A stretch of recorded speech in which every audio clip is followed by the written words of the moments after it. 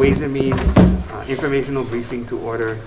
This afternoon we'll hear from Department of Hawaiian Homelands, and they'll present their budget for the next fiscal year. So good afternoon. Good afternoon, Chair Dela Cruz, Chair Shimabukuro, and of course Senator Inoue. Nice to see you.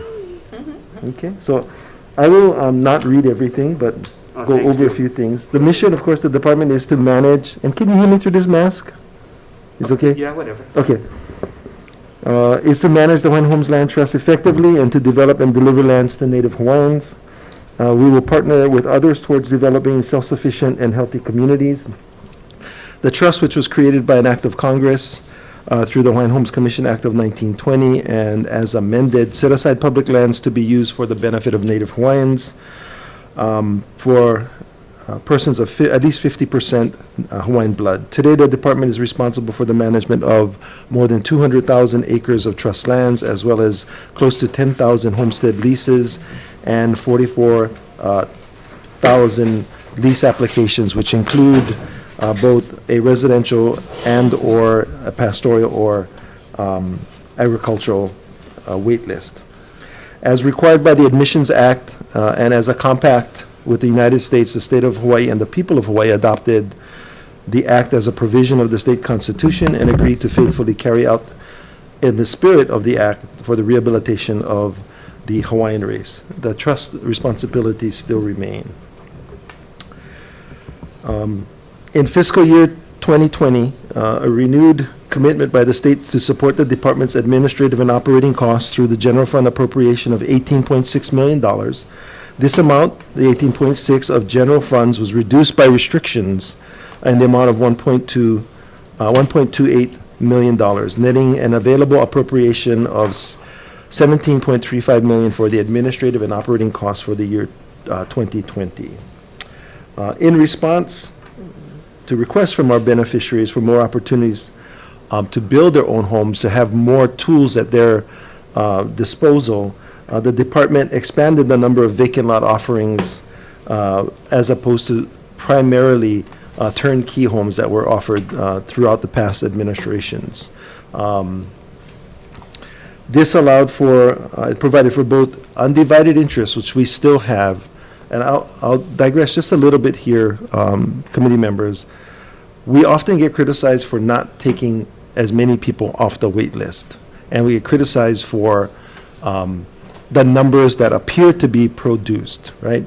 But we are in the process of placing undivided interest lessees who in the past were given a paper lease and then counted as a lessee.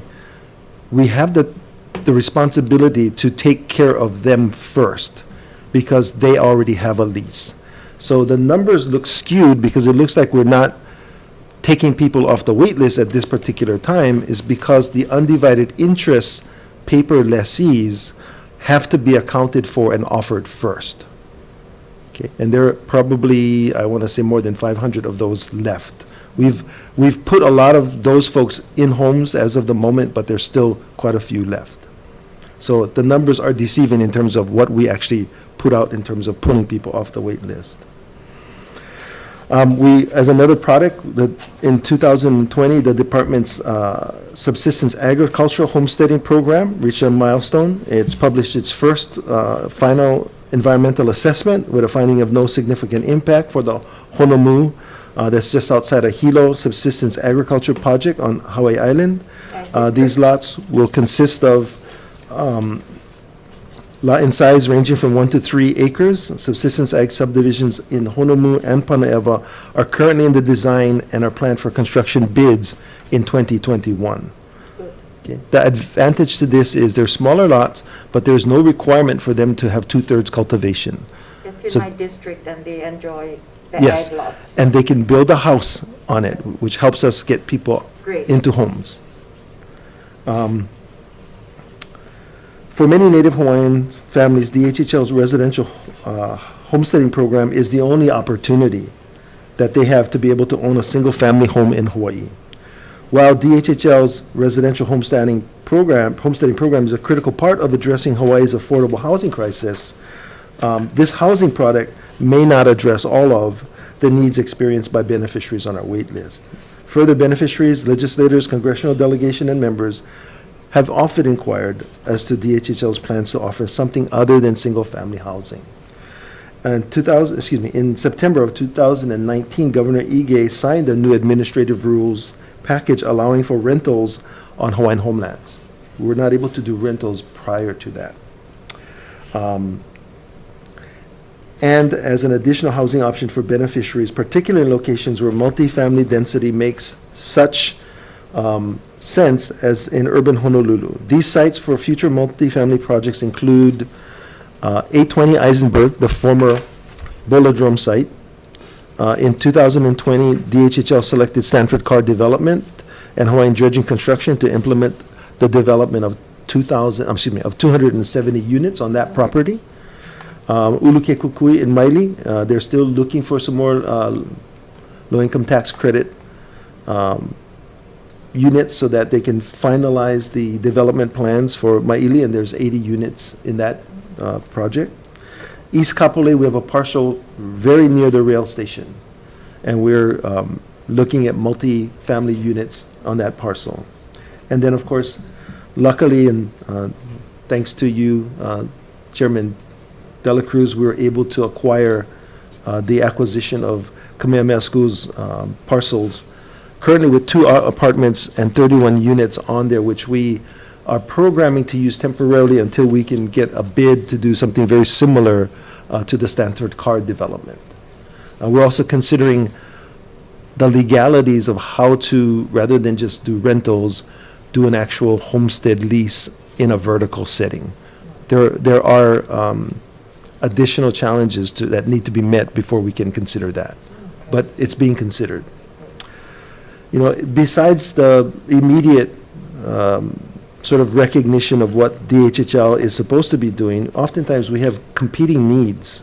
DHHL also has critical, albeit known responsibilities like a county. DHHL maintains and repairs existing infrastructure, flood channels, drainage canals, sewer, roads, streetlights, until we're able to turn those utilities over to the counties.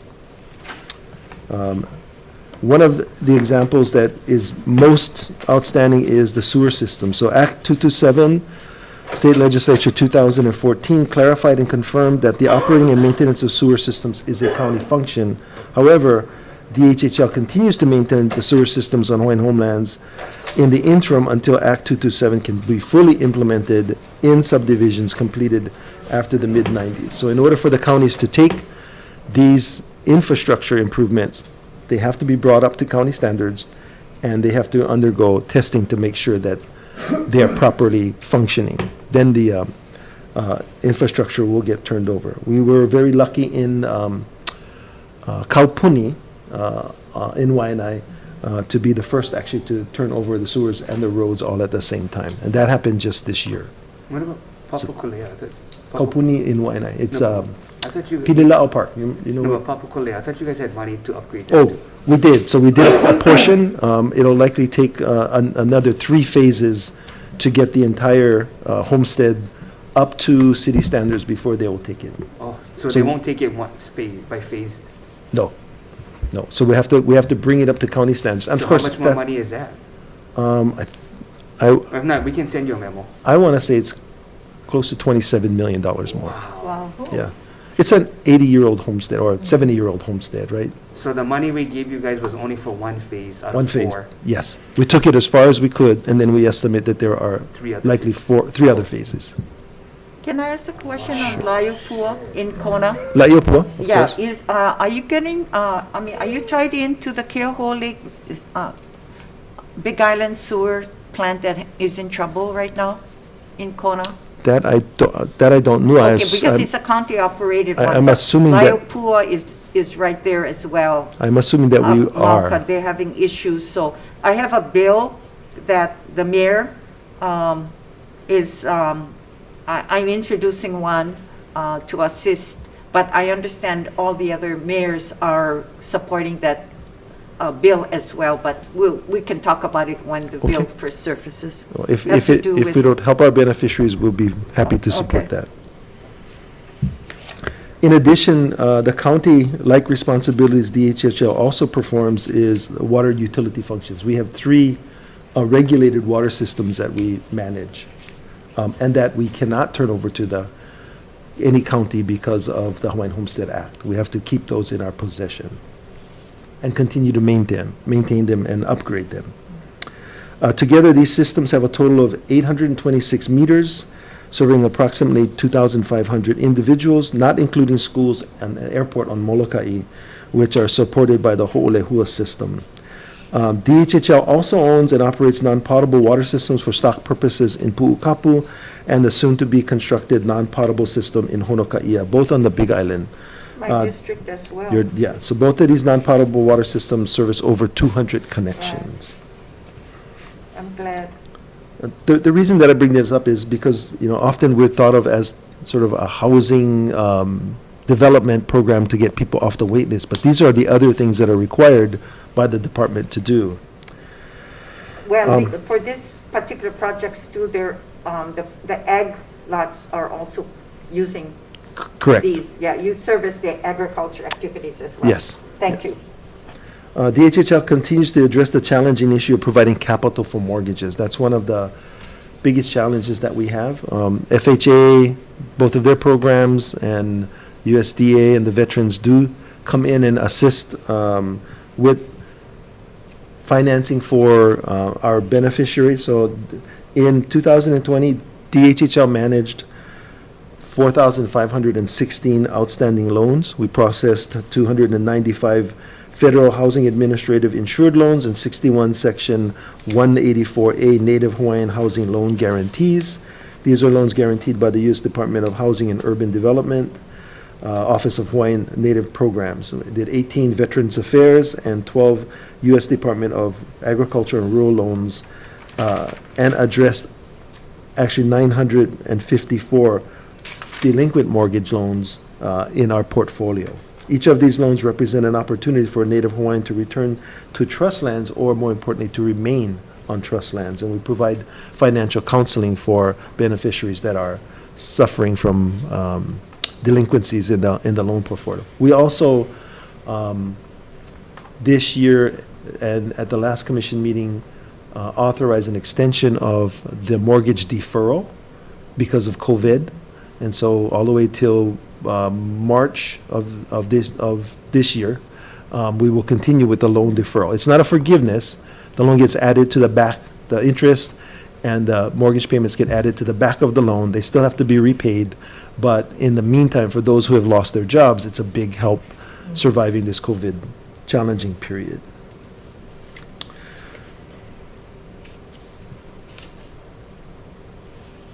I covered the legislative support for the repair and maintenance of Papakolea, the sewer assessments. I want to talk about some of the notable achievements in terms of our water system. So just this past month, well, now 2 months now, November, DHHL held a groundbreaking event to mark the beginning of a $37 million capital improvement project on Molokai to upgrade the 80-year-old Ho'olehua water system on the island of Molokai. The project is funded in part by $19 million allocation from the United States Department of Agriculture. So we try to partner with as many federal agencies as we can. So it's a loan grant program. As you know, federal systems and state systems don't often match up very well. So it took a lot of work on both staffs' efforts in order to get through all of the idiosyncrasies of making the loan work and the grant work. In addition, DHHL broke ground on its next phase of Anahola Farm Lot, so Water Phase 2 on the island of Kauai.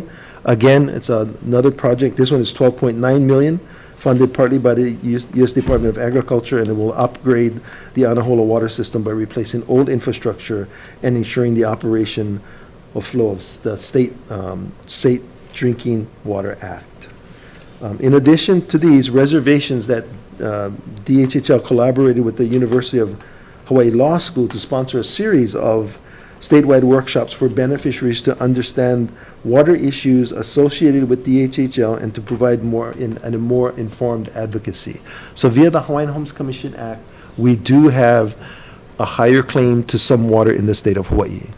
And in the past, it hasn't been exercised as well or accentuated as well. So by having more informed advocates, I think in the future, you will actually see a bill come before you that is a department bill seeking to obtain a portion of the water credits that the county boards of water supplies get from developers. Oh, interesting. Oh, okay. You're gonna do it this year? Yes, that'll be coming forward. DHHL is the sole recipient of the Native Hawaiian Housing Block Grant. Just some highlights, because we often get criticized for not spending the money. Recent visit by a DC-based HUD official actually expressed satisfaction with the department's progress in spending down its accumulated balance and is encouraging DHHL to request additional funds beyond the $2 million that we're currently getting. The budget that was just passed, unfortunately, has $2 million in the NAHASDA. But we're good. We have some NAHASDA balance that we're trying to spend down also, but the large balance has been spent down. In addition, this current act that was signed into law recently by the president has $2.4 million to DHHL for emergency rental assistance for a period not to exceed 12 months for rent, rental arrears, utilities, home utility costs. So this includes utility costs, energy costs, other expenses relating to housing incurred due directly or indirectly to the COVID-19 subject to statutory requirements. So that was a recent allocation. That's new money. That's new money. That's coming directly to DHHL for these purposes. So having said it, Chair, can I ask a Yeah, go question? So having said that, so all of those that you've allowed to be deferred? Yes, the rental. We've assisted with rental assistance. Okay, the monies are for separate. rentals or for loans? So we've deferred those that have loans with the Okay. direct loans with the department. Right. We've deferred their mortgage payments. Okay, And we've offered rental assistance from, I think, April of last so year. can you use some of those monies? This was directly allocated to the Department of Hawaiian Homelands to be used for beneficiary rental assistance. Or only rentals? Yes, Oh, okay. not mortgage assistance. Oh, okay, but that's Okay. still helpful. Right, and what it does is, it allows for us to repurpose some NAHASDA funds that we had put Oh, aside yeah, to yeah. assist, right? So now that NAHASDA funds can be repurposed into loans or down payment assistance or any of those other programs that we have. One interesting ask that we have with HUD right now is in the 221, 223 federal fund requests, we're requesting that they allow us to set up a revolving loan fund and authorized, and hope that they authorize that the amount to be $7 million to allow the financing of direct loans from its federal HUD grant. Currently, right now, what we have to do is we have to pay the loan and they get reimbursed, and then it's like a 3-step process. If we're granted the ability to do these direct loans, then it'll be a 1-step process. The department, it's much more efficient, and we can get the money to the beneficiaries much quicker. So that's the plan. Those are the sort of things that we're doing different, in addition to the commission last month authorized the movement of some funds into what will be a pilot project that we will get authorization for this commission meeting, which would allow for down payment assistance to beneficiaries who are almost ready to purchase a fee simple property off the homelands. Oh, So this is very revolutionary, right? oh, And the reason that is attractive is because right now, it takes about $150,000 on Oahu to build the infrastructure for one lot. If we can split that 150 into 2 pieces or 3 pieces and help someone get a home on fees, help a beneficiary get off the wait list and get a home in fee simple, that's a much more creative and attractive procedure. In addition, we're working out the details to determine payback, determine first right of refusal, or determine bringing that piece of property into the inventory of the department. And you're saying that's not on Hawaiian homelands? Yes. Outside fee simple? Yes, You it's, know, Chair, you know, we're talking about how we can generate a lot more rentals and personal homes, residential. Wouldn't that maybe kind of tie in for using state lands? So but you're taking homes on the market that you're buying. correct. And then Or, offering that for the lease. or supporting a beneficiary who maybe is ready to buy a house, but they don't have the down payment. So assisting them with the down payment to buy a fee simple house, Oh, right? yeah. But, It's another way to get people off the list. yes, Right, right. yes. Without having to do all the infrastructure. Well, And it- I it- was saying that because we're also using, thinking out of the box, because we have a lot of state land, not ceded lands, state lands Well, that, TOD. yeah, or TOD can be used for that purpose as well. It could be used to purchase an apartment, it could be used to, Mm, so it's a pilot project, yeah, sure. but if it's I successful, think it only works though if the land is already developed, because. Yes. he's Or that saying- infrastructure Yeah, is there. Yes, that's the most yes. expensive Yeah, yeah, yeah. component. because Yeah. otherwise, we're putting in Yeah, the exactly. infrastructure. Yeah, I can see The that. cheapest house is actually a used house. Yes, Right, right. or Or formerly, a yeah. starter house, or You know, a it's starter not necessarily a apartment. brand new house, Right. because that takes so Right. much infrastructure. Yes. So the more they can take these existing homes, Yes. So are you getting Turn the them monies around. from HUD? Where are you These, getting the monies No, for the the down HUD, right? payment? no, these monies are actually, because it's a pilot project, will come from our trust funds. If it's successful, then we'll be seeking additional funds to expand the program. so how many are in that program now? No one yet. We're going to get the approval from the commission. We move the funds How many into, people are on the, kind of your short list to get the first couple? well, okay, so with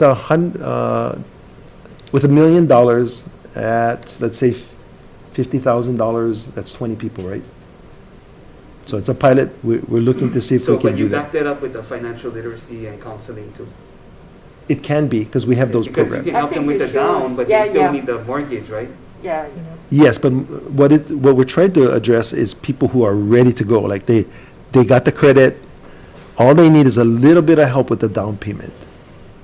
Everything else is ready to go, right, in order to qualify for the loan. So Yeah. so they have an existing job that can pay the ongoing. Yes, But yes. how would you They recognize? just don't have the savings. How would you reserve those homes though? Do they No, already? they have to go search for them and buy Oh, them. you gotta, oh, okay. Right, and because, Yeah. because you know how when you gotta close something Exactly. in a exactly. private, we're gonna go and seek some professional help in order to not lose out those deals, because once you lock, They you have to buy 30 them days. For the guys who flip.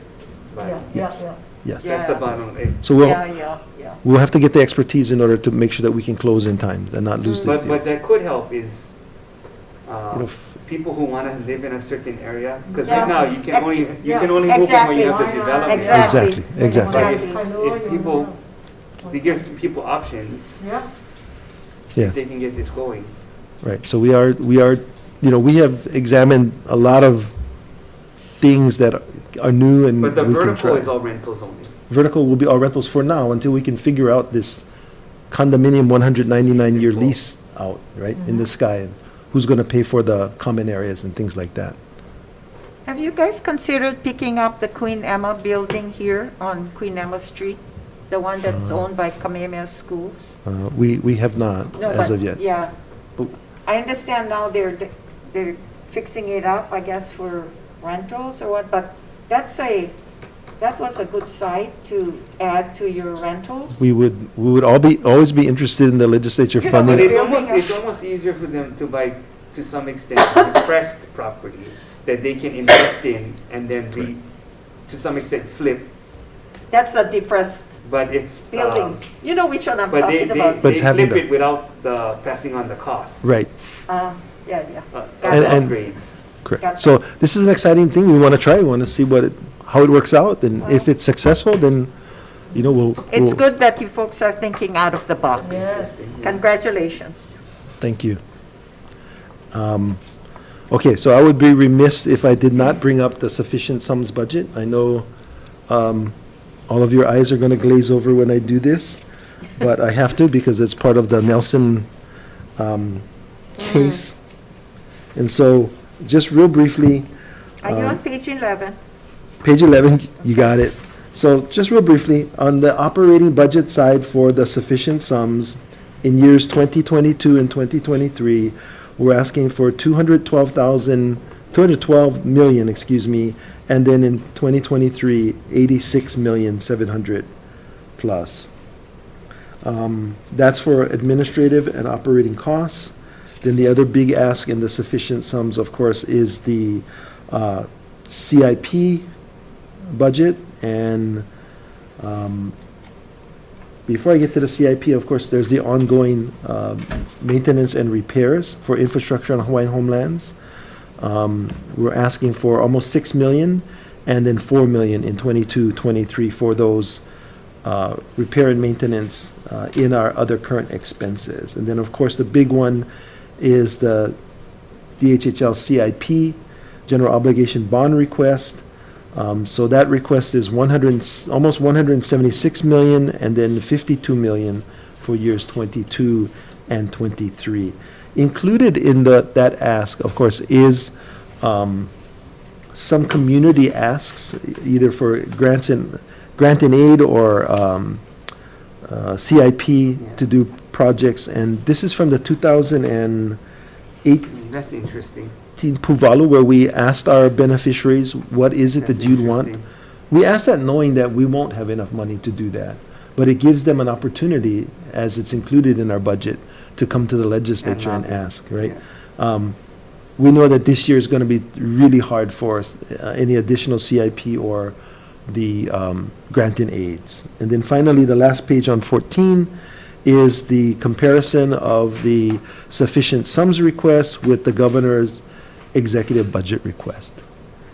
And I will close on that and just say thank you. In the last, I think, 4 or 5 years, the department has had the highest amount of general funds allocated for admin and operating costs, as well as CIP. And we are putting that to good use on the island of Maui. And just to bring one more creative opportunity up, we get affordable housing tax credits because the units we build in all the counties are affordable. So we were able to, with a developer, flip some of those credits that we have and acquire some land. And then in the CIP request is money to do the infrastructure. And we will, we're shooting for about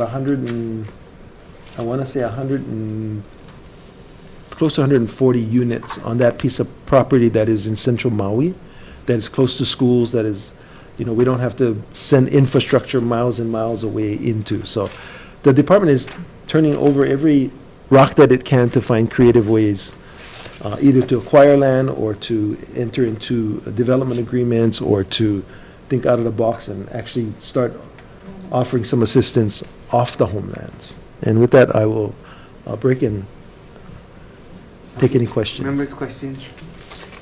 Anybody on Zoom? Senator Ke'oho Kalole? Thank you, Chair Ayala. Happy New Year. So first, your sufficient sum request, I guess specifically related to CIP, that request is made on what criteria? It is a commission decision based on staff recommendation as to what it would take in order to fulfill our trust obligations to beneficiaries on the homelands and on the wait list. And so what does that mean? What does that mean? There is a list of projects that total up to that amount that we could accomplish and therefore be in a position to offer. Within what time frame? Within the development time frame for us is anywhere from 0 to 6 years. So depending upon any challenges with permitting, environmental. With that amount, we could build, and I can have staff provide to you what the estimate of units would be. Of course, it'll be different for a Kuleana development versus a full-on subdivision request. Right, I understand, I can appreciate that, but just so that I understand, that's the staff, the commission decided assessment of what the department can deliver on a 6-year time frame. Correct. Does that comport with your regional or island development plans? How do the development plans play into your sufficient funds request? The development plans are spread out over, a 20 to 30 year development period with specific projects brought down from the island plan into the regional plan. Of course, those projects come from all throughout the state, so we're not able to get funding for all of these projects at one time. But generally, out 30 years is what the planning horizon looks like. So because the down payment pilot project contemplates acquisition of land, which I don't see in any of your regional plans, right? The plans, development plans are primarily focused on the homesteads. On development of existing inventory. That is right? correct. That is correct. This pilot project looks outside of the lands that we have. And so do your sufficient funds requests look outside of the development plan? Can you be a little bit more clear on the question? I want to make sure I give you the right answer. So the money you're asking for Nelson Case sufficient sum purposes are monies that the department believes they can execute on within the 6-year development horizon. That's correct, but it also includes administrative and operating costs to increase staffing levels to take care of that. CIP. Okay. But CIP and the administrative cost, in other words, the staff to do that are tied together. Okay. I'm just trying to understand where your regional and island, your regional and your general plans comport with your development plan. These plans, sort of think of it as think of them as a planning document of what lands are available for what purposes, and then the horizon in which to develop these lands for the purposes, whether they be ag, subsistence ag, residential, Kuleana land awards, vacant lot awards. That becomes doable based on the funding that we receive. So each island has plans, each area has plans and projects that we want to accomplish, but it's also based on obtaining the funding that's necessary to do that. So what I'm trying to confirm is that your general and your region and your island and your regional development plans are based off of an assessment of your development capability, based off of your existing development capability of your existing inventory. And in your sufficient sums request, follow that planning process. But this new pilot project exists outside of that whole. That is correct, because okay. We need to be prudent to try other options. Thank you. Thank you. Do you have it written down as to the process you just described on how when a project comes through, it has to go through review by make sure it's in that the island-wide plan. It has to do this. Does you have that list of criteria? Following up. Yes. So the plans are there. The plans actually talk about what zoning, right? Our lands are all zoned at this point, and then By you, though. by us, Yes. by the commission, basically. Yeah. And then individual projects within that zoning it's like a wish list, right, for each island. And then we come to the legislature and ask for money to pull off those projects or accomplish those projects. So from your testimony page to table Yes. 1, that's what you've designated.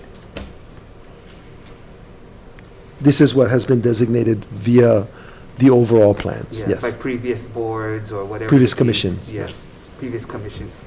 Now, we could change, sometimes a community will want to Upzone move or something into a downzone. special district Yeah, so that they can have a community center, right? So, okay. Okay, I think Vice Chair Keith Agaran. Yeah, thank you, Chair. To Chair Ayla, you mentioned in passing a little bit about the preference that the department has for water. So I'm just curious, what has been the department's experience in getting, not just having that claim, but actually using that water over the last decade or so? You don't have to provide an answer, you don't have it right now, but I'm kind of curious on the different islands, whether the department is being treated differently in terms of what the counties are requiring of you in order to give you connection to that water. the counties actually have, the counties treat us like a developer. And so when we propose a subdivision, the counties will impose upon us the requirement to either create a source or to create transmission to their systems so that those units that get calculated from the source become assignable. And so generally, I think, I'm not sure that it's the same in each county, but generally it's a third is held in check for the county water supply for the well itself, just to make sure that you don't overpump. A third goes to the developer, and then a third the county uses to sell water credit units to fund their operations. So what we're asking for is a percentage of what the county is taking from other developments as a way to take our reservations that we've made in the various areas and turn that into wet water so that we can more quickly develop lands all across the state. For example, Maui, oftentimes the water credit shortage is, or the requirement to put in a well or to put in, 20 miles of transmission line is a big impediment because we have to come to the legislature and seek those funds before we can develop the lands that we have. Yeah, because I was thinking about your Kauai project, because you've got a pretty good tract of land on that side of the island, but they also have some water challenges throughout that region. So I'm just curious on what, as you begin the planning for that tract of land, whether you're going to be looking at maybe partnering with some of the other developers in that area. That's correct. We would partner with anyone. The area below the ditch is the area that we're looking for, either subsistence ag or ag. And then, of course, we have residential on the, it would be the Oluwalu side, right? So in that particular case, we partnered with HHFDC. We have a well that we dug. We can turn it into a production well, but we needed assistance from HHFDC to run that water to the county treatment center so that they can gravity flow it back to the subdivision that we both have there. Can't think of the name right now. It's in West, it's Yeah, above I think Kaanapali, it's- yeah. So Yeah. we've partnered with the county and partnered with HHFDC in order to get the water credits necessary to build our next phase. And then HHFDC now has the water credits it needs to build its next phase. Has the county relented on the infrastructure for that project in West Maui? I think the Lealii project, 'cause Yeah. I think the roads and the other infrastructure was never dedicated to the county, right? There is supposed to be a main road that comes down between, I think, our two projects. We're supposed to connect the upper road with the lower Mackay Road. That was a condition of, I think, the land being turned over to the Department of Hawaiian Homelands by HHFDC. So one of the requests for funding is to actually build that road and dedicate it to the county so that we both can move forward with the additional development of more units Okay, thank you. On the Thank you, island, Chair. if I could just add, on the island of Kauai, it is our higher, I guess you'd call it, our higher responsibility to get water that allowed us to negotiate the Waimea settlement agreement, whereby the project to do hydro is moving forward. And we actually get an allocation of the use of 6 million gallons of water per day once the project is built. So it was using our reservation and our higher standing, if you will, that allowed us to partner with ADC, KIUC, DLNR, and ourselves to actually pay for the 2 reservoirs and dams to be renovated by KIUC in order to put this whole project together, regional project together. So it has helped us negotiate with other counties and private developers. Great, thank you. One question? Let me just see if somebody. Oh, yeah. Okay, anyone else on Zoom? Okay, Senator Noy. Okay, it's more comments. So you know the project that we're working on in Kohala, that we already got the source, the water source?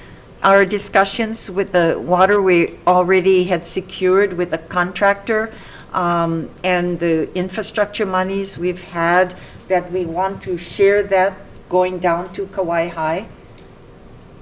Are you talking about the ditch system that the Yes. ranch Yeah, is? and we've been in discussions with Yes. you folks that we're offering, we want to address the Kauai Kauai, High. yeah. Farm Kailapa lots village. that are paying a very expensive water Yes. bills because they're using a private water source in the Kohala estates. And it's very expensive, but we have a source we're working on right now in North Kohala for farm activities.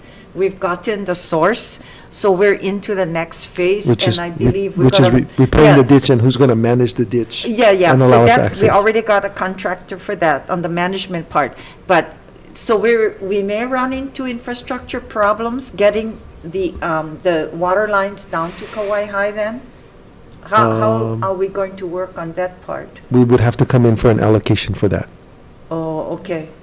Okay, CIP because we're request. looking at, we're trying to do a partnership, yeah, with Hawaiian Homelands. Yes. Because we already got the water source.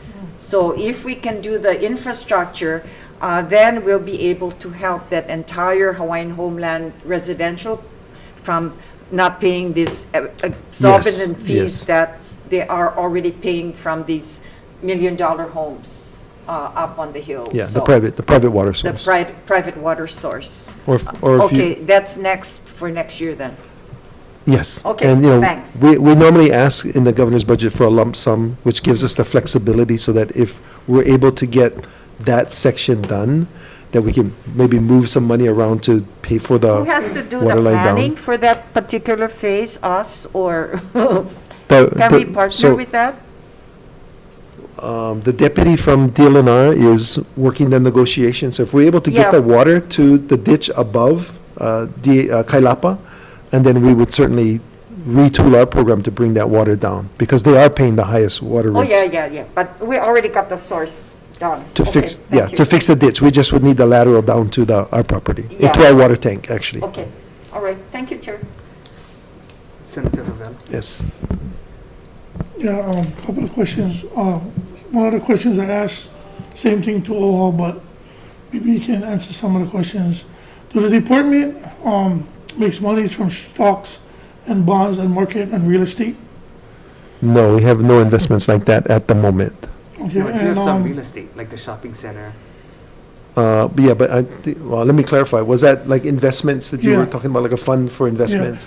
let me be clear then, because sometimes I guess when I send something to you, I'm not clear when I ask for information like long-term leases for various companies in the area. So let's start with that, with the lease of real estate with something like Kamakana Ali. Yeah, so staff is preparing, we actually had that discussion today. Staff is preparing the answer to your question, and you should receive that, I think the answer for all the leases, all the RPs, you should be receiving that shortly.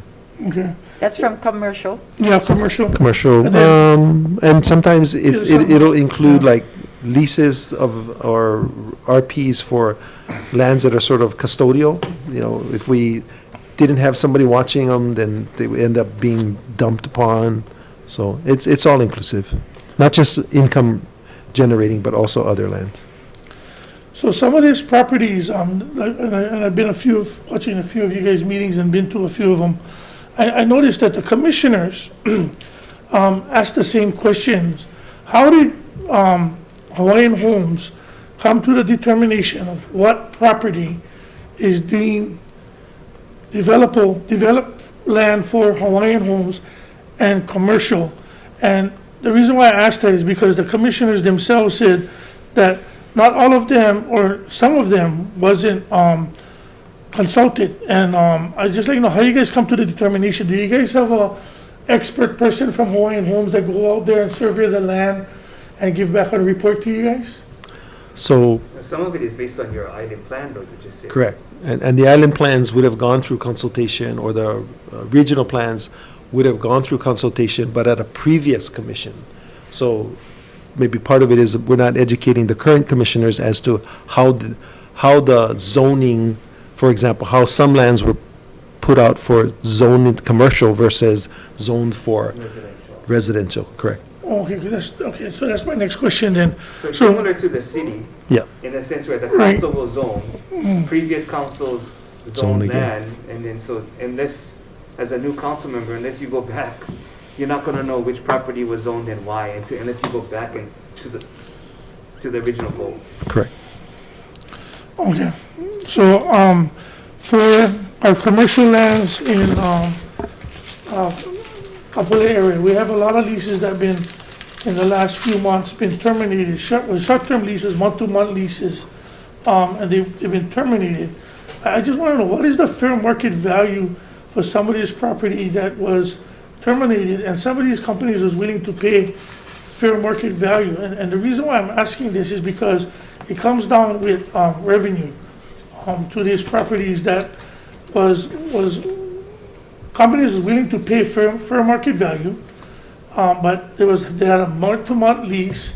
They couldn't get a long-term lease from Hawaiian Homes. They had a month-to-month lease, and some of these leases are now being terminated, and the property right now is sitting out and void. And they was told that it was going to be future solar farms.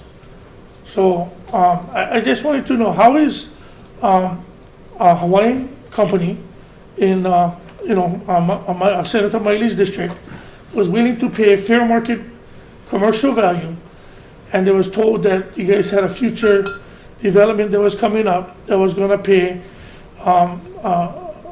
to have solar farms.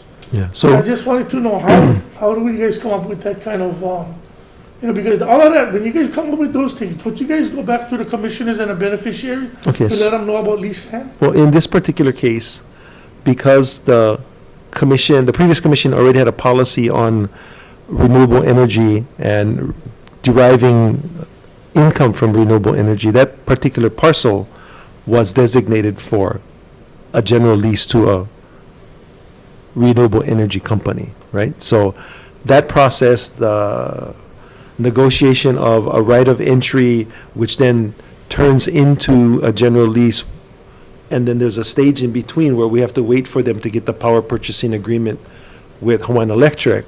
Those things have to happen sequential.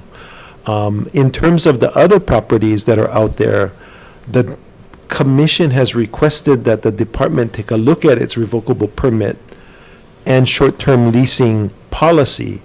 And for the last year and a half, staff has come back to them with a proposal, and they said, well, we don't currently like that proposal, try this. And so it's been going back and forth for a good year and a half at this point. So, of course, the commission has also said, if a revocable permit issued to a non-beneficiary expires, by all means, take it back. So as a result, now we have, 6,000 acres of a ranch on Maui with huge land management issues on it, that we have to seek a better way of getting someone to fulfill the sort of caretaker role or the custodial role. But in the terms of Kalailua, once the commission, the new commission is able to accept what the department is providing to it as a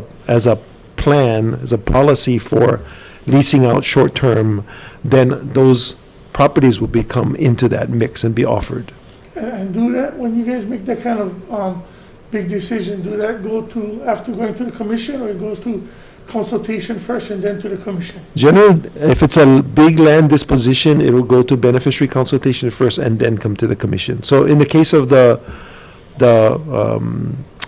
solar farm, Yeah. the photovoltaic farm, Yeah. it went out to beneficiary consultation and then came back to the commission for approval. And then another one going forward, like, because you guys are gonna have a lot more homes you guys are gonna be building in the Kapolei area. How do you guys choose, the developer? Because you guys have different, procurement, rules and regulation. The only reason why. No, because- Same. we followed chapter 171, so, Because I know Gentry been a long, developer for you guys for a long-term, long plan. So I just wanted to know, in all those years that Gentry been there, we have a lot more native Hawaiian companies, local companies that is still looking to build homes. And I like the idea that now you're talking about having open lots so they can build their own home, which is something that is great, because instead of building subdivisions, you can really make them look like your own home. right. But I just have that concern that Gentry been in building homes for Hawaiian Homestead for over 10, We, 15 years. And they continue to get the development, I don't use the word rights because it's not a right, but the developer bid. they basically win the bid. If you look at the older sections of Kapolei, Kaupea, Malu'ohai, there were other contractors that built those. So they won the bid at that time. Gentry has just been good at winning the bid right now. So in the area where your office is at, I was told by the association, I'm not sure if it's true, and I don't think I brought this up to you, but I'll bring it up. There's about 2 to 4 homes that is not on their homestead deeds or whatever, under their jurisdiction. So is there 4 homes or property within the homestead that is belong to private citizens? No. There's a lot of confusion because there's homes across the street from us that are privately owned and have been sold by Gentry. And they kind of look alike. So so the land that is on the opposite side that you're talking about that Gentry had built over there, was that Hawaiian Homes land? The land on the Waianae side of our Yeah. office, no, that's all fee simple. How did they get permission for the egress and egress? This will be my last question. I just wanted to know. They negotiated a deal with the department for an easement through the property. They needed a second way in and out, as well as the one on Kapolei Parkway. Maybe. Okay. Thank you. You're welcome. Okay, so I want to ask about the elephant in the room, the casinos. As an attorney, a concern that I have is, obviously casinos are happening and Native Americans, been doing it for how long on the continent, but they have recognition, they have federal recognition, so they're allowed to have special treatment because they're a tribe or recognized. Now, a concern that I have is if we allow a casino on DHHL lands, Hawaiians don't have recognition. So how do we stop some private guy saying, hey, I want to put a casino on my private property, but I can't do it because the state of Hawaii doesn't allow casinos. How come you Hawaiians can build one? I'm going to sue. Well, first of all, we're not using any federal laws. The bill that's going to come before you, hopefully, is actually seeking an exemption from the criminal statute against gaming in Hawaii. So it would be a narrowly carved out exemption for gaming specifically on Hawaiian homelands. And we're very careful not to touch the Indian Gaming Act or any federal statutes because, of course, of Senate President's concerns about the potential for using the Indian Gaming Act to come to Hawaii. But our research has indicated that although it's possible, it is highly improbable because any tribe on the mainland purchasing land in Hawaii is going to find it very nearly impossible to have that land be designated as tribal land, right? Because it doesn't have the characteristics of the original reservation. And that's the only way that they can use the Indian Gaming Act in order to have their own gaming, right? There's also the requirement for the governor to agree. So the department, they can apply to the Department of Interior, but the governor would have to agree to allow the Indian Gaming Act to be used in the state of Hawaii. But what you just said triggers things in my mind, because you're saying that there's going to be exception to the criminal gaming statute only for Hawaiians. And right away. Only I'm for, thinking, only for Only this state for- agency. No, only on DHHL Lands, lands. right. There's the land. So Yes. it doesn't say ethnically. No, I mean, I'm just speaking devil's advocate here, because of course I support Hawaiians, bettering themselves, but I'm just, as a devil's advocate, I could just see a lawyer coming across saying, well, that's not fair, so if I'm Hawaiian and I qualify for Hawaiian homelands and I'm 50%, I can build this casino and make all this money, but if I'm Asian, a Japanese person, and I want to put it on my private land, in my resort, I'm going to have a criminal statute to have to deal with, contend with. I mean, I hope that won't happen, but I guess I'm just concerned if whether I can see I would answer that question this way. lawsuit. I It think, depends on how the law is drafted. correct.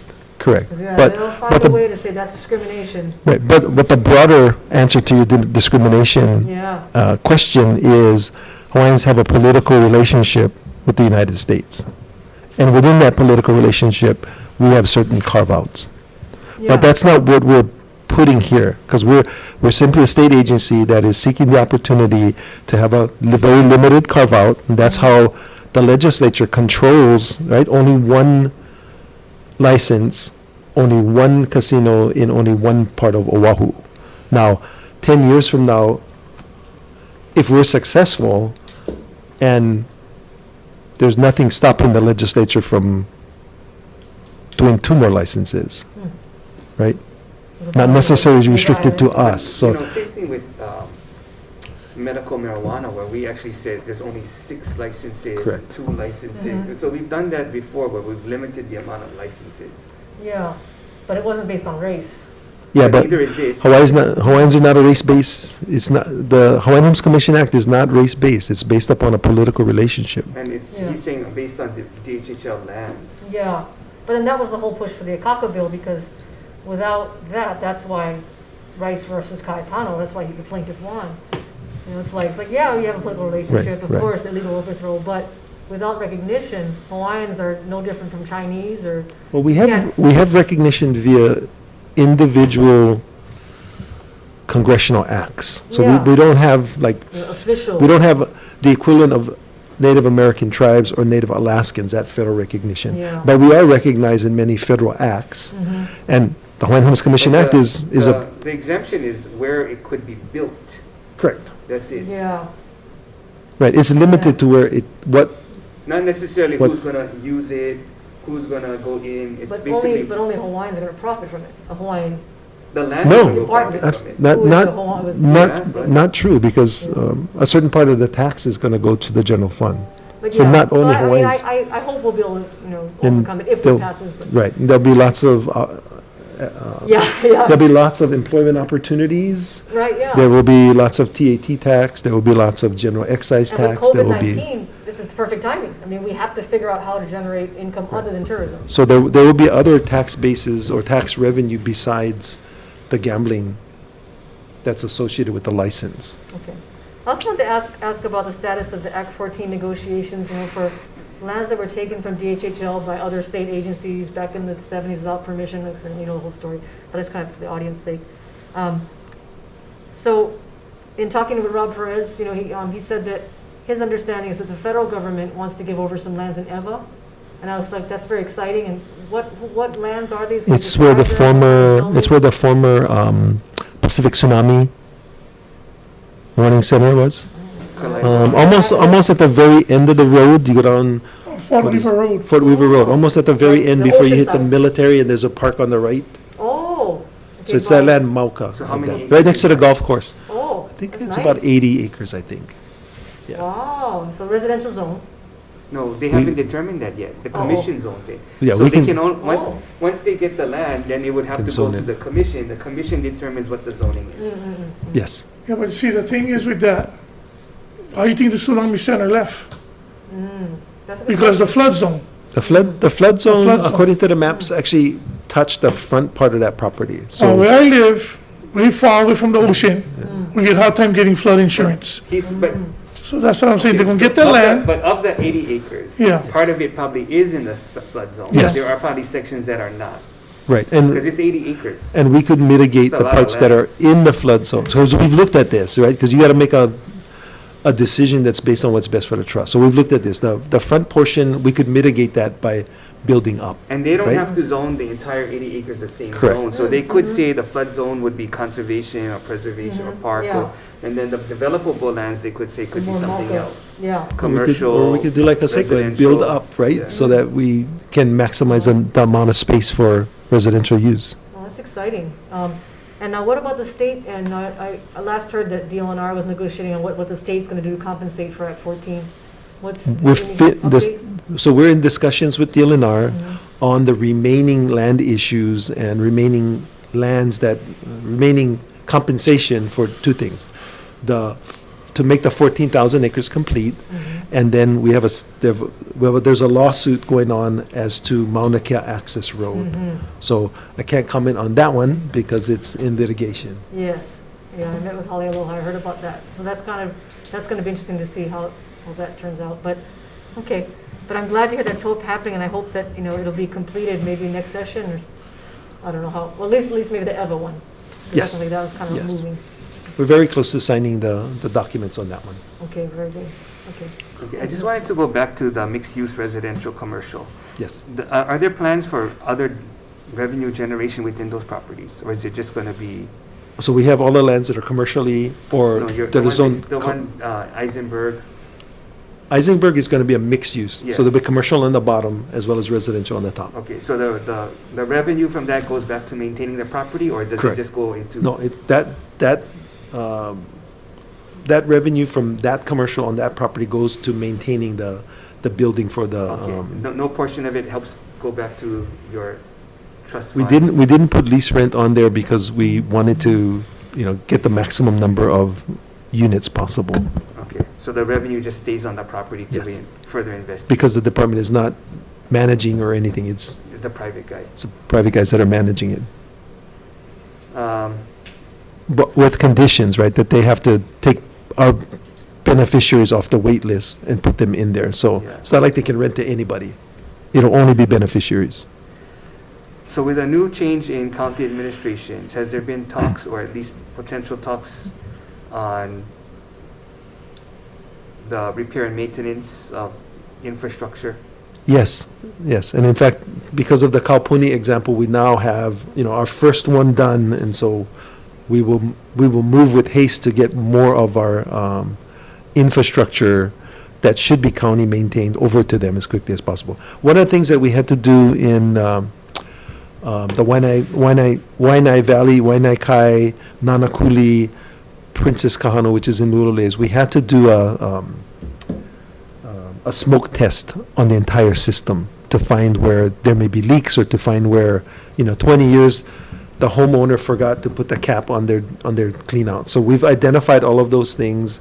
In Waianae Valley, we were already in the process of getting the homeowner to go buy a cap and put it on there, and then repair any leaks, send the camera down, take pictures so that we can say, here, we believe it's up to code. City and County of Honolulu, please, here's our deed, sign off, and it's yours. Yeah.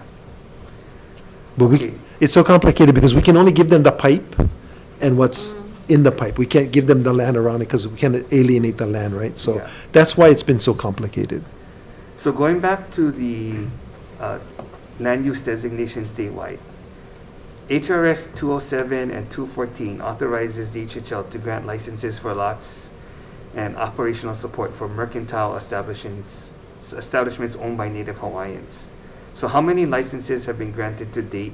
Two, Only two. because that's the statute, and there's the rules, and the rules talk about a process by which, what you have to understand is the mercantile concept came up in the 1930s, 1940s. And it was because our communities, Native Hawaiian communities, were going, how come they get one theater? How come they get one gas station? You know, how come they get this? How come they get churches and we don't? And so the mercantile was created with that in mind. There are beneficiaries right now who want to stretch that interpretation For small to business. be other things, and it doesn't fit. So mercantile is a very specific, because it lays out that you want to have mercantile on your homestead lot. You take a portion of that lot, you give it back to the department, we give you a general lease for it, and that's the mercantile. You build your gas station, you build your theater, you build your church, you build your whatever there. That's how it has been implemented since the 1930s and 40s. But, you know, when you look at like state ag land, or even private ag land, where, in Kahuku, for instance, state ag land, Kahuku Farms, they lease from the state acres of ag land. And part of the ag land is designated for retail. Right, so they can have their farmers, shack and the Yeah. road and things And like so I'm that. not sure We what the can- department can do to start to utilize those type of things to provide economy for their residents. Yeah, so if we have farmers that came in and that wanted to do that, we could do that today. By issuing the mercantile license for that sort of Yeah, so it's road not, front, yes. Yeah. But we haven't had anybody come to us so far, but we can. and yeah, I just don't know if people realize that that's available. And then, I'm not sure if you have, to some extent, counseling to help some of your beneficiaries realize that if they're a farmer, they can farm, they can also do value added or retail. We can certainly work towards making that more Especially clear. in Molokai, some of these other areas where you have lots of ag land, but if we want to help them. Yeah, make- yeah. In Molokai, they're developing a co-op in order to do the value-added products. So, and then we have a community center at which that is a certified kitchen at which they can render those products into value-added products. Because the tie-in between the ag land and then the processing or packing is what's going to really make the difference for them. And of course, we got to get around that, what's that, HACCP or whatever the Department of Ag requirements for cleanliness and, watering, making sure that the vegetables are washed and Yeah, all of that, so right? Food safety. That's why you created that center, right, in Wahiawa for the farmers to bring Part their of that. vegetables, right? But just seeing that whole pipeline, where I think you guys have lots of opportunities, because Yeah. you look at how many acres you have for ag and commercial use, and if they wanted to redesignate portions like you mentioned, then that might be a possibility, Right. especially when you cluster some of it. Molokai is an interesting case because what we really need in order to, I think, stimulate ag there is we need the Water Commission to provide us with the additional water that we asked so that we can put in more water meters to the lots. Because right now there are lots without water meters because there's a cap on how much water we can use. And so expanding the amount of water that we can draw from our well in that area Yeah. is really important. One of the things when I was chair at DLNR, we looked at was getting the legislature to allocate money to the county to dig another well further away. In fact, in another aquifer to take care of Kaunakakai. And then that would have freed up the county's portion of water to come to us, which we could expand homesteads in Ho'olehua with. That might Looking not- at it more macro with economic development, I think is helpful. I'm not sure if that's been an emphasis of the department, and that's maybe some capacity you might have to build. I don't know if you have that now. But you do have lands for those uses. But like you said, it's only if they come in and ask for it versus trying to, Or we have lands that aren't being utilized right now, so, part of Put it. up some bids. I part- mean, just fishing around, put but up I something. mean, that's a possibility, these Yeah. things. So how many ag leases does the department have? Ag leases, I think it's around 2,000. I can get the accurate number for you. Does the department have specific ag programs to assist or provide guidance to those guys? We contract with CTAR. Okay, has that been successful? In some cases, in other cases, no, because, Who's we don't- having your Honomu project, the egg lots? the ag extension right? agent, yeah. Yeah. But what we don't have is we don't have money to help farmers with a tractor, irrigation, those kinds of things, right? Because, So and they're not doing the processing of the packing, because ultimately yeah, it's yeah, going to yeah. be export I to know. either Oahu Yeah. or the out of that's, state. that's where the Yeah, future, I that's where the know. future of Molokai is. It's in the value-added products, right? Because you if cannot look wait for at the barge. Papamakeke, for instance, which had all these products from Maui, Kauai, Big Island, Oahu. You know, if we could encourage, you know, all the farmers that used to farm but are not farming in Panaeva to plant ulu, and we just had the critical mass of ulu to build a mill. I mean, the big companies have already said, we'll take all that you can mill Well, because, and you can use some of your zoning, like the mercantile things and all that, to leverage all that. right, right. So, you know, it's I just don't it's a want, I know gluten. what she was asking about the casino, but I just don't want that to be the only focus. Oh, no. I think no. that there's so many other opportunities to create jobs Yes. and self-empowerment. Yes. So do you have specific staff dedicated to the agricultural program, the mercantile program, and enterprise zone activities? Not the mercantile, because mercantile is more of the lessee would come in and request. We do have one planner who is assigned sort of these agricultural oversight of the CTAR contract, as well as once a year, we bring our farmers together, do some peer-to-peer instruction, and then oftentimes we'll partner with the Department of Ag when they hold their big agricultural meeting on Oahu so that we can get the cross-fertilization. But if you were to try to pursue your ulu idea, for instance, who from your staff would be able to start to get that going? Because you're going to have to talk to lots of your beneficiaries, get them all on board, Yeah. come up with a plan, which I think is the right way to do. I think it's too difficult to be reactive. I don't have anybody that's a dedicated person for that. I mean, we could, once the economy starts to rebound, and, you know, what we're asking for, That's the kind of help I would hope You- CTAR you- would provide, instead of just technical, oh, this is what fertilizer you put in, this is how much water you need. It's and from the beginning has to to be- the end. yeah, so. It has to be a but- little more. But you know, Mike macro. on the Big Island have, you know, his tomato farm has gotten so successful in that he's, you know, actually gone out and built other hot houses on other homesteads so that they are benefiting basically from Hamakua tomatoes going out of business. Now these guys are picking up all of that slack. So a lot of it is the peer-to-peer. Once somebody sees somebody successful, then they go, Because you see, I like, can the do it. pipi, the dried pipikala, you see all kinds of opportunities, dried, you know, Right now- deer, dried bison. Yes, on Molokai. Smoked meat. Value added. If we I could, just think that there's a lot more opportunity with the lands you guys have in those types of activities. we have one creative homesteader on Molokai who is trying to market venison, and he brought in a portable slaughterhouse. So he's trying his best to, you know, get enough product to become established, and we're certainly encouraging that. Because it's not just money that we might give to DHHL. DPED has monies. You know, Ag. TDC has manufacturing grants. There's so many different, Department of Ag has lender of last resort. There's so many different programs we could leverage to help create some revenue and opportunities on your guys' land. We were hoping for an opportunity to have a seat on the Department of Ag board, hoping that cross-fertilization would occur. But right now, Department of Ag and DHHL are not in agreement that we should have somebody, either the chair or a chair's designate, sit on the Ag board. Oh, we can So we can do a bill. You may, well, Yeah. She can, do a bill. Add another, hold off, we might get it in the governor's package. If we don't, then, No, but then, okay, then put Department of Ag on DHHL's board too. Yeah, why not? But anyway, I think looking at your land use designations statewide, I think we can be more proactive on some of these other uses. Not that you have the staff now, just like, oh, they don't have staff to develop kaka'ako, to maintain kukani loko.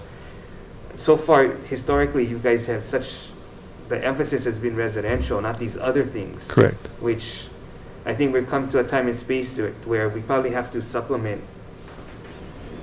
You these know, other activities. Funding often determines what our priorities are, right? But the lands can help create revenue. It can. So, and they should. Because you guys got, what, 203,000 acres over here. Not all of it is nice land, yeah. Just picture the cliffside of Waimanalo. That's a big part of that 203,000 acres. It's a cliff. Well, your commercial land is 1144. Yes, yes, and we have two nice shopping centers, Industrial is Kamakanali'i and in 1676. And pastoral is almost 44,000. And you've still got subsistence ag and supplemental ag.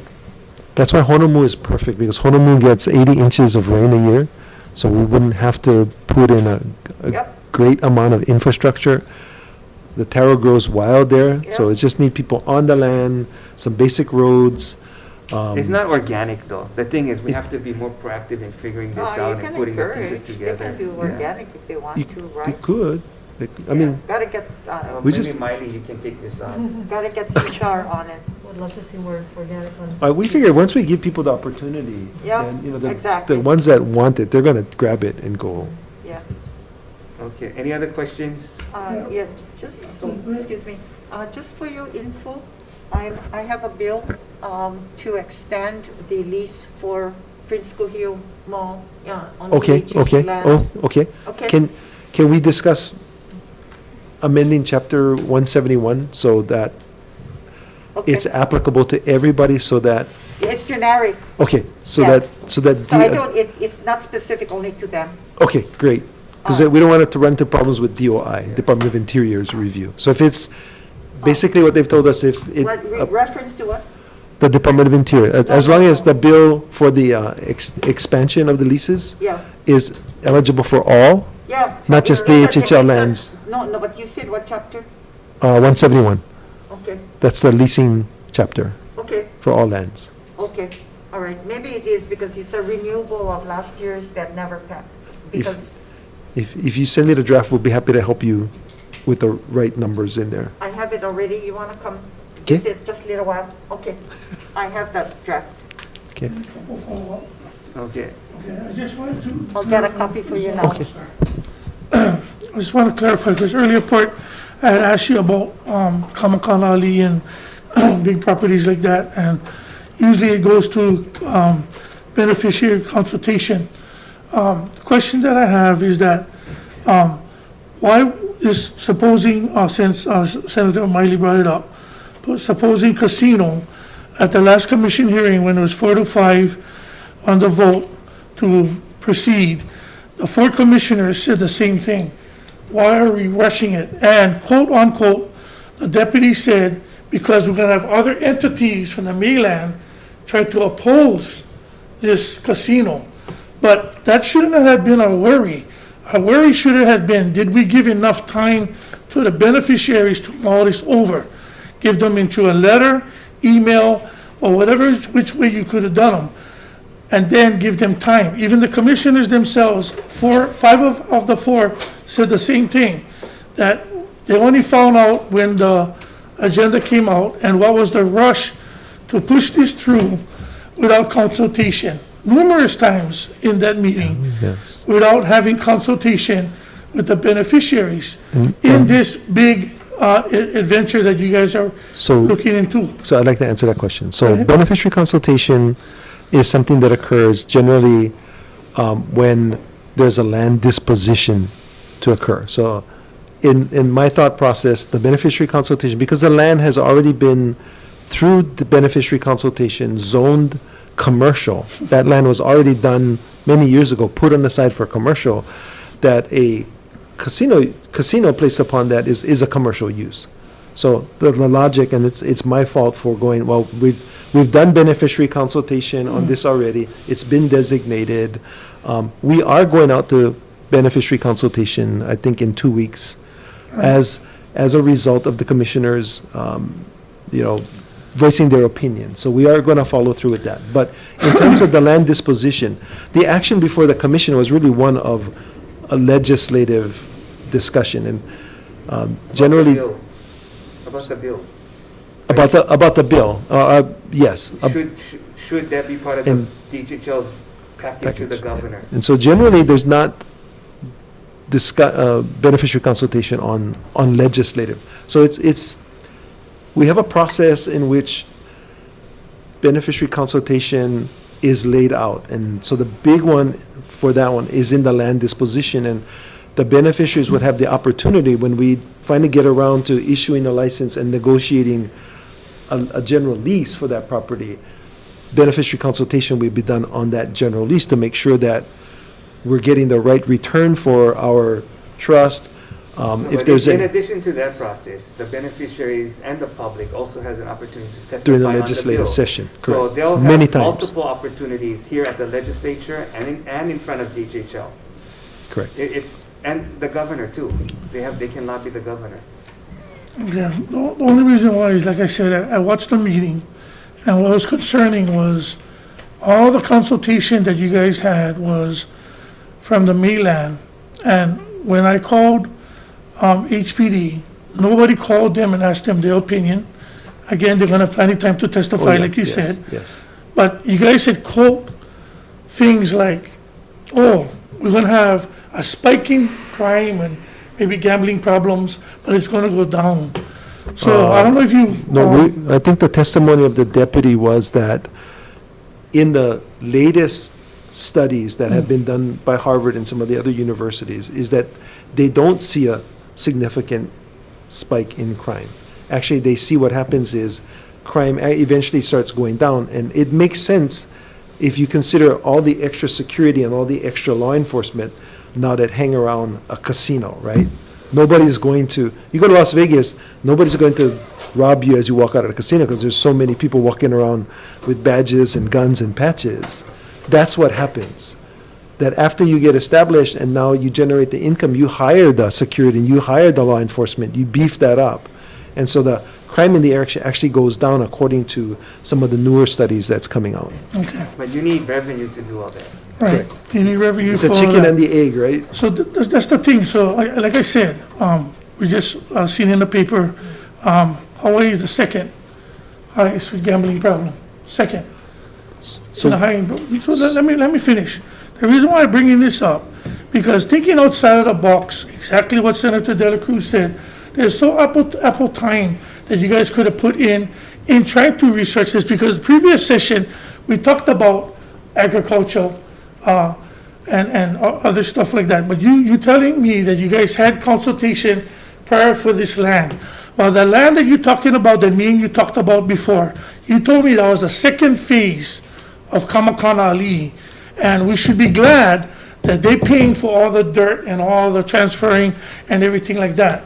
So if that's the spot that you're thinking about building on, So I want to make it clear yeah. that there's no predetermined site selected at this point. And in fact, the commissioners that voted in support to move it forward wanted to expand the site to beyond Kapolei. And so the new version of this bill will basically say commercial lands anywhere on the island of Oahu, including lands that may be acquired and zoned commercial.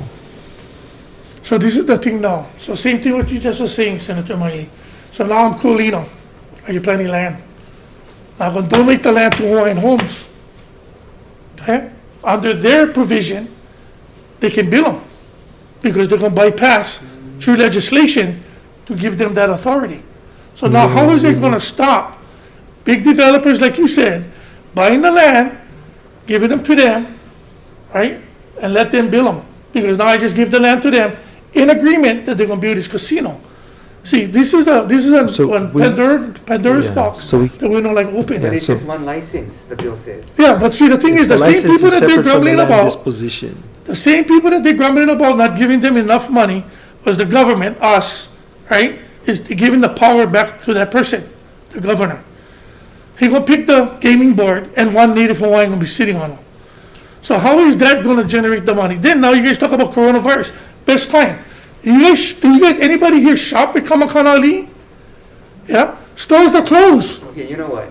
stores are closed. Okay, why don't you guys save this debate for when you have the bill in front of you? Well, I'm just saying, it's a poor investment, like the mall. The mall is a So poor when the investment. bill, when the bill's in front of us, because right now it's hypothetical, we don't have we don't have the language of the bill in front of us. And It's so sad. when we have the details of the bill, then we can kind of get more information and then ask more. And that's really our ask, is just let us have the conversation. right? If at the end it doesn't work out, it doesn't work out. But let us have the conversation. Negative. We should just keep an open mind. Yeah, my mind is real open, not in my community, that's for sure. No, we just have to go through the process. Yeah, we'll go through the process. Senator Joe, what was your question? Any more questions? Okay, thank you. Okay. Thank you very much. Meeting adjourned. I think it's in there.